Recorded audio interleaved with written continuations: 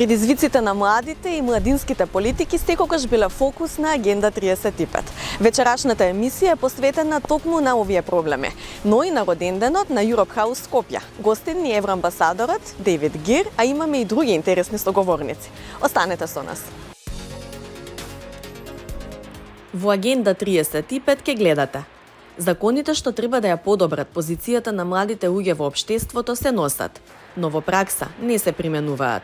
Разговараме со Анита Николовска, извршна директорка на организацијата Младите можат. Супер носиме законски решенија, сето супер изгледа на практика, на хартија во пракса не функционира истото. Европската куќа Скопје го славеше својот 4ти роден дан. Евроамбасадорот Дейвид Гир за Агенда 35 со многу јасна порека за младите македонски граѓани. Stay engaged, be active, come together, talk about the things that matter to you and play a role in shaping your future because you can do it and Europe House is here to help you. Следете на. Секој петти граѓанин во земјава е млад човек на возраст меѓу 15 и 29 години, но споредено со пописот пред 2 децении, нивниот број е драстично намален. Трендот на емигрирање на младите надвор од земјава не запира, а причините не се само од економска природа, туку генерално незадоволство од квалитетот на живот, кој подразбира и образование, чиста животна средина, здравствени услуги, па и владење на правото. За овие трендови кај младите разговаравме со Анита Николовска, извршен директор на организацијата Младите можат. Огромно намалување на процентот на млади, споредено со 2002 година. Од 24 на само 18% млади во земјава се постојат, толкав е процентот на млади. И кога зборуваме за причините, можеби се уште до некаде економските причини се на прво место, односно вработувањето, меѓутоа не изостануваат многу близок процента заради квалитетот на живот. И кога зборуваме за квалитетот на живот, навистина е голем широк спектар на работи кои што ги засегаат младите. Тука е квалитетот на живот во однос на заштита на животна средина, во однос на здрав воздух, во однос на здрави услуги кои што ги имаме, нели, здрав начин на живот, исхрана и слично. И сведоци сме дека се поголем број на млади, меѓутоа и на возрастни граѓани заменуваат заради квалитетот на воздухот, особено во овие зимски периоди. Меѓутоа, ако зборуваме квалитетот на живот, тука зборуваме за квалитет на образование. Навистина, процентот на млади кои што се селуваат заради образование можеби највисок и младите не се задоволни од образовниот систем. Тоа го покажуваат и нашите истражувања, меѓутоа истражувањата на различни фондации и меѓународни организации кои што работат во земјата, кои што навистина загрижувачко ниво и постојано се, иако се предлагаат нови препораки, нели, како да се подобри, се уште немаме донесување ниту на законот за средно, ниту на законот за високо образование, ниту на закон за младински стандард. Некои прашања кои што особено како организации нас не засега и од огромна важност донесување на закон кој што ќе нема да подразбира само студентски стандард, туку младински како категорија. Младите се уште се навистина ранлива категорија, не постојат системски решенија, би рекла, во оваа насока, односно нема политики кои што директно влијаат на младите. Имаме различни стратегии, ја донесовме конечно стратегијата за млади, нели, за наредниот период, меѓутоа важно сите овие стратегии да не бидат само на хартија, туку да ги имплементираме. За жал претходната стратегија многу малку се имплементира. Дека законите што ги засегаат младите функционираат само на хартија, зборува и слабата примена на Законот за младинско учество и младински политики, кој требаше суштински да им голесни патот до властите и да ги вклучи во донесувањето одлуки. Го имаме Законот за младинско учество и младински политики, кој што беше донесен па и не толку неодамна. Меѓутоа, сите анализи, целиот мониторинг на законот покажува дека многу малку се имплементира, односно не се отвараат младински центри во секоја општина, иако тоа беше обврска која што секоја општина требаше да исполни во 2 години од донесување на законот. 2 години измина, имаме само помалку од 10 младински центри кои што се отворени, за разлика од бројот на општини кои што ги имаме.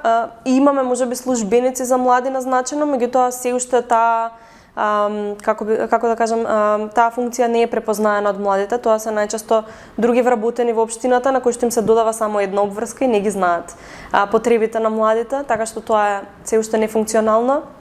Се уште немаме локални стратегии за млади, кои што ќе бидат во линија нели со националната стратегија, ќе опфаќаат локални политики за млади, така што тоа е уште една причина на младите не се гледа на долгорочно и системски. Младите се разочарани од квалитетот на живот кој што се нуди и на локално и на национално ниво и ета тоа можеби се главните причини кои што ги тераат младите да се заминат. Според Николовска, кариерниот развој на младите луѓе исто така е ограничен со недоволна примена на законските решенија, па токму затоа најголем дел од нив, не знаејќи што да прават, само продолжуваат да се дообразуваат. Кога станува збор за кариерниот развој пак кај младите, се уште имаме нефункционални кариерни центри, се уште немаме закон за средно образование кој што ќе ги регулира овие прашања, иако во текувниот закон се регулирани овие прашања, функционалноста на истиот не е во пракса, не е исто, затоа што кариерните центри во средните училишта, меѓутоа исто така и на факултетите, на универзитетите не се разработени, не се функционални, иако можеби како кариерни советници постојат, меѓутоа во самите училишта истата улога не е нели препознаена, најчесто тоа се одредени професори кои што заземаат некои предмети и слично, така што овие две прашања се навистина од голема значајност кога станува збор за вработувањето кај младите, односно за пронаоѓањето на нивната кариера понатаму во животот, за одлуките кои што ги носат. Токму затоа имаме нели млади кои што се поголем број од младите се запишуваат на факултет без да бидат свесни за сите опции кои што постојат, можеби за отворање на свој бизнис, можеби за посета на за вработување во одредена струка и слично, па затоа младите можеби посегаат по најбезбедното да се запишат на факултет, па дури после факултетот да не знаат што да прават. И се уште огромно време е потребно по завршување дури на факултетот младите да најдат работа. Така што економските предизвици и причини се се уште тука. Ја прашавме Николовска колку како млади луѓе сметаат дека државата има слух и ги адресира предизвиците со кои што се соочуваат, односно колку навистина работи да ги задржи дома и да го запре трендот на масовни емиграции. И оно што го прави државата не е доволно, затоа што можеби ќе се донесат одредени политики, законот за младинско учество после толку борби, после толку години се донеса, меѓутоа сега од оваа гледна точка сето тоа беше нели џабе. Законот не е имплементиран и сите оние политики кои што ги креираме за младите, супер носиме законски решенија, сето супер изгледа на практика, на хартија во пракса не функционира истото. Така што државата би рекла дека реагира реактивно кога ќе се случат одредени работи, како што ги имавме ситуациите со булингот, со насилството, се закажа неколку состаноци од министерството кои што беа поврзани нели за тогашните случувања, меѓутоа сега не гледаме дека е нешто променето, ниту е донесен, немаме никаков правилник како зборуваме за образованието за спречување на насилство во самите училишни средини. Така што иако се реагира малку реактивно, не се носат системски и трајни политики кои што гарантираат подобри услови за младите. Од друга страна, според Николовска, младите луѓе не се ниту доволно вклучени во донесувањето одлуки, а за тоа се виновни и самите тие, односно нивната недоволна ангажираност, но и државата која што потврдила да ги вклучи во процесот. Низок е процентот на млади кои што биле вклучени во било каков процес на носење на одлуки. Имаме само 30% кои што биле консултирани на некаков начин за креирањето на локалната стратегија во оние општини во кои што ги имаме, во кои што ние работевме изминатиот период, така што тоа навистина многу мал процент. Многу мал процент на млади воопшто имаат слушнато дека постои некакво тело, некаков закон кој што треба да ги обединува младите, така што тоа не е се уште показател дека младите не се вклучени во донесувањето на одлуки. Исто така во истражувањата младите беа запрашани колку често, односно колку имале шанса да присуствуваат на седница на совет или да дадат некој предлог на општината, и младите не ги знаат воопшто овие механизми. Така што барем на локално ниво општините се уште остануваат затворени места за младите, не се достапни за младите, бидејќи на младите нема да отидат никогаш на состанок со градоначалник или слично, така што треба да најдеме механизми, дигитални услуги кои што ќе можат младите да ги користат, да можат да предложат решенија, да можат да учествуваат во вакви закони, секако. Треба и да бидат поканети за да дојдат, бидејќи младите не се доволно информирани, особено во можеби помалите средини, така што не се вклучени, би рекла, се уште доволно во процесите на донесување на одлуки, се уште гледаме доста често и млади кои што се имаме токенизам, млади кои што се донесени можеби на настани кои што треба да означуваат некакво високо носење на политики, меѓутоа кога станува збор за директните процеси каде што треба да биде кажан гласот на младите, не би рекла дека се уште не е доволен. Европската куќа Скопје во понеделникот го славеше својот 4ти роден ден, токму на денот на роденденот на градот, 13 ноември, денот на ослободувањето. Символично настанот се одржа во Централната пошта, зграда која што за жал по пожарот се уште не е соодветно реновирана, но како символ за реконструкцијата на Скопје после катастрофалниот земјотрес, таа и денес испреќа силна порака за убавината на македонската архитектура, но и за непобедливиот дух на метрополата, дух што младите генерации секако го носат. Токму затоа Европската куќа својот роден ден го одбележа со конкурс за архитектонски и урбанистички дизајн, Скопје на новата генерација. Го прашавме амбасадорот Дейвид Гир, какво треба да биде Скопје на новата генерација. Today's event is talking about young people. It's talking about the city of Skopje and what it can offer to young people and what young people can bring to it. And I think the challenges for young people these days is to really have a modern city but which responds to their needs and is also future-proof. And so that means an open city, an inclusive city, and a sustainable city, a green city for the future. And what we've seen here are plenty of ideas how to make this city more diverse, more green and more sustainable, a place for the future generation, but also for people today. На конкурсот пристигнаа 12 пријави од 24 млади архитекти, а победи Антонио Груевски со проектот Лотос за неа, посветен на легендарната фонтана во градскиот парк, во форма на лотос. Тој вели дека проектот сакал да оддаде почит на жените архитекти, кои учествуваа во развојот и реконструкцијата на градот после земјотресот.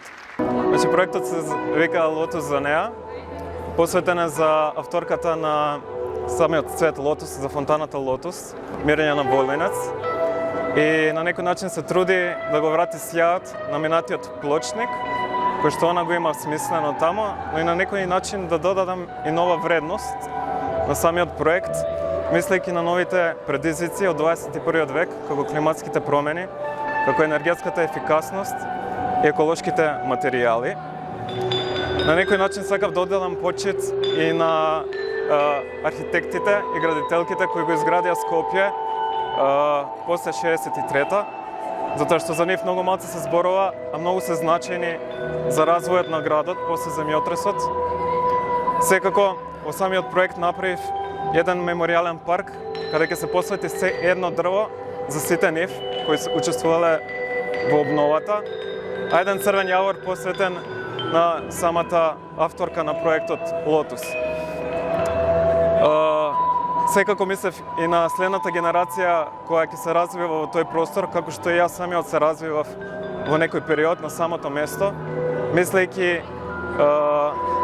на новите трендови во светската архитектура, како самоодржливата фарма, градска фарма, како зачувување на пчелите во паркот и секако LED технологијата, полначите за електронски автомобили и рециклирањето на отпадот кој за жал таму го има во големи мерки.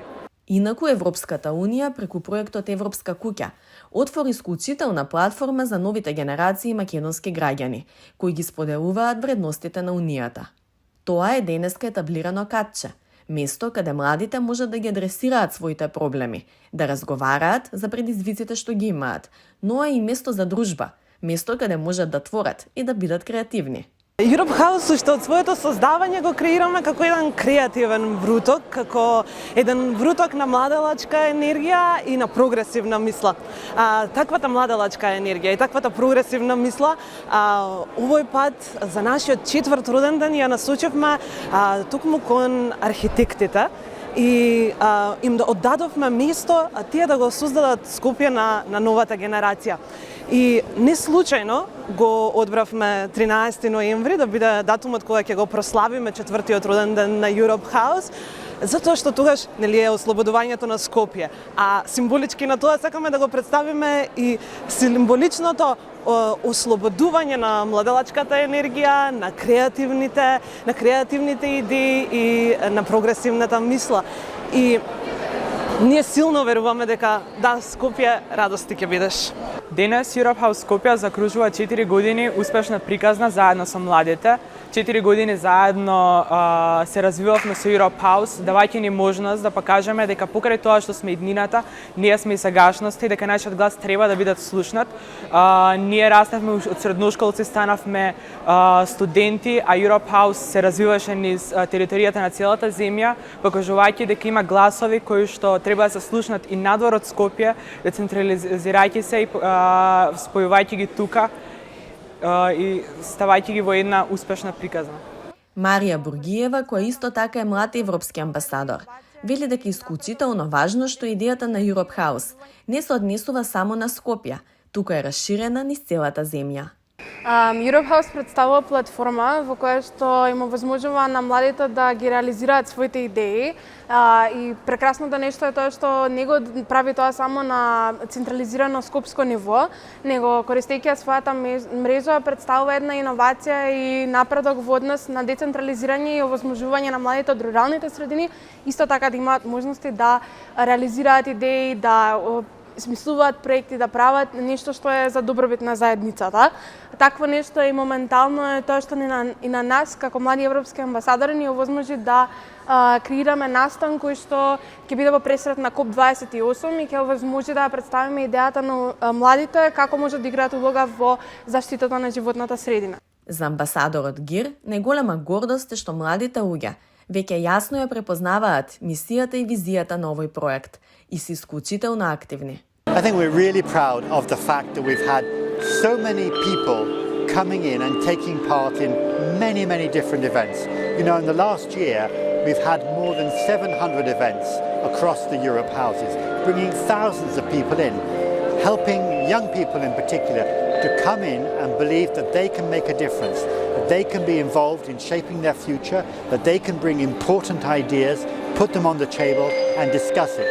Now, we've had loads of events in the park, events in many of the houses across the country, with media, television, etc. But I think the most important thing is the fact that it's been young people at the center of it all and driving it all.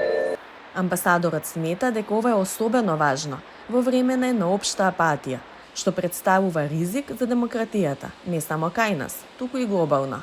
Затоа неговата порека за крај до младите граѓани е недвосмислена.